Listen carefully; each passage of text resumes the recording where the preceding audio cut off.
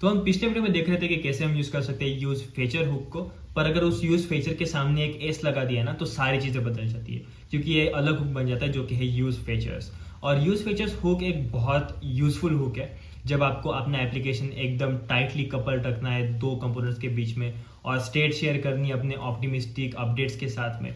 जैसे कि आपके पास समझो दो चीज़ें हैं, एक है आपका साइड बार और एक है आपका एक्चुअल कंटेंट। एक्चुअल कंटेंट में अगर आपने कुछ चेंज कर दिया तो आपके साइड बार में भी वो चेंज रिफ्लेक्ट होना चाहिए। वैसे करने के लिए स्टेट आप ऊपर ले जा सकते हो पैरेंट पे, और वहाँ पे ले जाके आप दोनों पे पास कर सकते हो, लेकिन अच्छी चीज़ नहीं ना वो करना, क्योंकि प्रॉप डीलिंग वगैरह करनी पड़ेगी आपको। तो देखते हैं वो यूज फीचर्स को यूज करके हम ऑप्टिमिस्टिकली कैसे कर पाएंगे। तो यूज फीचर्स कुछ नहीं करता है, यूज फीचर्स का एक ही काम है, जब कॉल हो जाए तब हमें एक ऑब्जेक्ट दे दो फीचर्स नाम का, और उस फीचर्स नाम के पास नाम का जो ऑब्जेक्ट है उसके पास लोड सबमिट ये दोनों फंक्शंस अवेलेबल नहीं रहेंगे, क्योंकि आप उससे कुछ लोड नहीं कर पाओगे एक अपने यूज लोड डेटा को यूज करके, और सबमिट नहीं कर पाओगे उनकी एक्शन को यूज करके, और आपको फॉर्म भी नहीं मिलेगा क्योंकि आपको रेंडर वगैरह भी कुछ नहीं करना है। इसका सोली यूज है कि आप स्टेट्स एक्सेस कर पाओ, एक्शंस एक्सेस कर पाओ, बस एक्सेस कर पाओ, फायर ना कर पाओ।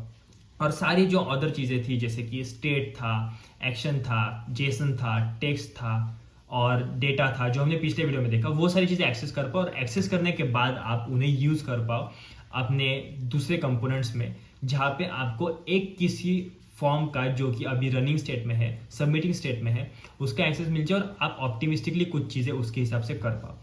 तो जब आप ये करोगे तो आपको इन चीज़ों का एक्सेस नहीं मिलेगा, पर आपको जो स्टेट वगैरह का एक्सेस मिलेगा, जो अदर प्रॉपर्टीज का एक्सेस मिलेगा, उनसे आप बहुत सारी चीज़ें कर सकते हो। जैसे कि सबसे बेटर एग्जांपल है ऑप्टिमिस्टिक यूआईज। तो इन्होंने क्या किया है, यूज फीचर्स को कॉल किया और फीचर्स ले लिया। यहाँ पे फीचर लेने के बाद क्या मिलेगा आपको, एरे ऑफ इनफ्लाइट फीचर्स। तो जो भी फीचर्स है उनका आपको एरे मिल जाएगा, एप्लीकेशन में डिफरेंट सारे फीचर्स। तो जब इनका एरे मिल जाएगा तो समझो आपके पास ऐसा कुछ सेटअप है, ये वाला, कि आपके पास एक है साइड बार, ये वाला साइड बार में हम क्या दिखाते हैं, सॉकर 8x9 और होम 2x4, ये कंप्लीट टास्क है। होम पे कितने टास्क कंप्लीट है, एक्स जो है वो कंप्लीटेड है। तो होम पे देखो do the dishes and fold laundry, ये दो टास्क कंप्लीटेड है, तो यहाँ पे 2x4 आ रहा है। अगर मैं इसमें से एक अपडेट करूंगा तो 3x4 आना चाहिए, राइट। और यहाँ पे अपडेट करूंगा तो देखो ये वाला जो साइड है ना, ये वाला पूरा राइट साइड, ये साइड पूरा अलग है, और लेफ्ट साइड जो है वो पूरा अलग है। तो जब मैं यहाँ पे अपडेट करूंगा फॉर्म यहाँ पे रहेगा, राइट। तो इस फॉर्म का एक्सेस तो इधर नहीं मिलेगा, तो हो जाएगी दिक्कत। दिक्कत वैसे देखा जाए तो इतनी बड़ी नहीं है, क्योंकि अगर आप उस कंपोनेंट पे जब ये एक्शन फायर करोगे, एक्शन फायर करने के बाद ये वाला कंपोनेंट अपडेट हो जाएगा, तब तक 1-2 सेकेंड के लिए जब तक आपका एपीआई एग्जीक्यूट करता है, डिपेंड करता है आप कितना फास्ट एपीआई लिखते हो, मतलब कितने ऑप्टिमाइज तरह से एपीआई लिखते हो। तो उसके हिसाब से जो भी टाइम रहेगा इसमें ऑप्टिमिस्टिकली अपडेट हो जाएगा राइट साइड में, और लेफ्ट साइड में जब आपका यूज लोडर रन होगा तब अपडेट हो जाएगा। पर अगर आपका एपीआई बहुत स्लो है, 10 सेकंड ले रहा है, तो ऑप्टिमिस्टिकली अपडेशन राइट साइड पे हो जाएगा, पर लेफ्ट साइड पे नहीं होगा, और 10 सेकंड तक इस लेफ्ट में दिखने वाली चीज और राइट में दिखने वाली चीज अलग रहेगी, मतलब काउंट डिफरेंट रहेगा, जो कि यूआई के लिए बिल्कुल भी अच्छा नहीं है। समझने के लिए थोड़ा कॉम्प्लिकेटेड है, पर ऑप्टिमिस्टिक यूआईज वगैरह ऐसे ही काम करते हैं कि आपको सब कुछ सिंक में करना पड़ता है, और सब कुछ ऐसा दिखाना पड़ता है यूजर को कि एक्शन हो गई जब तक आपकी रिक्वेस्ट एग्जीक्यूट हो रही है सर्वर पे, और जब सर्वर पे रिक्वेस्ट एग्जीक्यूट हो जाए तो आप फिर से डेटा रिलोड करते हो ताकि सर्वर और फ्रंट एंड सिंक में आ जाए। तो उनके बीच में जो गैप रहेगा ना, उस गैप में ये लेफ्ट साइड वाली चीज जो कि होम 2x4 है, वो 3x4 होनी चाहिए थी, पर वो नहीं होगी क्योंकि इसको एक्सेस ही नहीं है ना, ये फॉर्म सबमिट हो रहा है इसका, तो फॉर्म का एक्सेस नहीं है तो ऑप्टिमिस्टिक अपडेट का भी एक्सेस नहीं होगा, तो वो दिक्कत है। तो इसे ये कैसे रिजॉल्व करते हैं वो देखते हैं। ये जो है ये कोड, ये तो बस फॉर्म सबमिशन का कोड है, तो इसे आप ना देखो तो भी चलेगा, क्योंकि इन्होंने बस क्या किया है, फॉर्म सबमिट किया है, और फॉर्म सबमिट करने के बाद यूज फीचर यूज कर रहे हैं, जो कि पिछले वीडियो में देखा था हमने, और उसको यूज करके बस देख रहे हैं कि यूज फीचर पे जो फॉर्म डेटा है, उस फॉर्म अगर फॉर्म डेटा होगा तो उस फॉर्म डेटा के अंदर कंप्लीट की वैल्यू अगर ऑन होगी तो चेक दिखाना, नहीं तो अनचेक दिखाना, बस यही कर रहे हैं। पर इससे यूआई ऑप्टिमिस्टिक बन रहा है राइट साइड वाला, ये वाला, पर लेफ्ट साइड पे तो एक्सेस नहीं है, इसलिए वो ऑप्टिमिस्टिक नहीं बन रहा।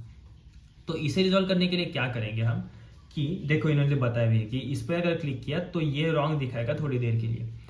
तो अगर ये रॉन्ग दिखाएगा तो हम क्या करेंगे, ये जो साइड बार है ना, इस साइड वाला, ये तो एग्जीक्यूट वैसे का वैसा ही होता रहेगा, जो भी ये फाइल है इसके अंदर टास्क वाला।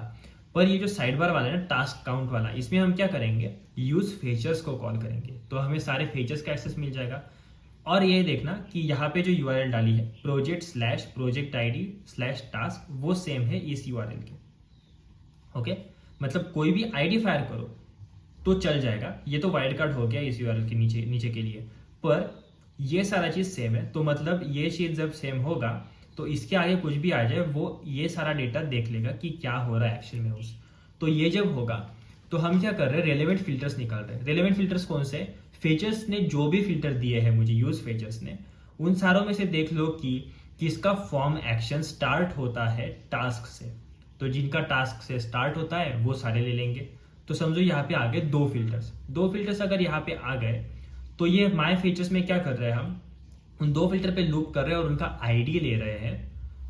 आईडी कहाँ से मिलेगा? टास्क का आईडी मिलेगा, क्योंकि वही सबमिट किया है हमने। देखो यहाँ पे आईडी जो है टास्क का आईडी और प्रोजेक्ट आईडी, दो चीजें सबमिट की है। आईडी क्या है? नेम है, नेम आईडी दिया है, मतलब फॉर्म में ये सबमिट हो जाएगा। और जब हम यहाँ पे नीचे आएंगे तो ये कंप्लीट वाली चीज भी दी है। तो कंप्लीट वाली चीज क्या है? ये चेक बॉक्स, क्योंकि इसका नेम कंप्लीट है तो इन दोनों का एक्सेस मिल जाएगा, जो कि अपने फॉर्म का नॉर्मल बिहेवियर है। इनका एक्सेस जब यहाँ पे मिल जाएगा आपको, तो आपके पास रेलेवेंट फीचर्स में से ये दो फीचर्स आ जाएंगे जो एग्जीक्यूट हो रहे थे। और अगर वो दो एग्जीक्यूट हो रहे हैं तो आपको बस क्या करना है? लूप करना है। लूप किस पे करना है? project.task पे।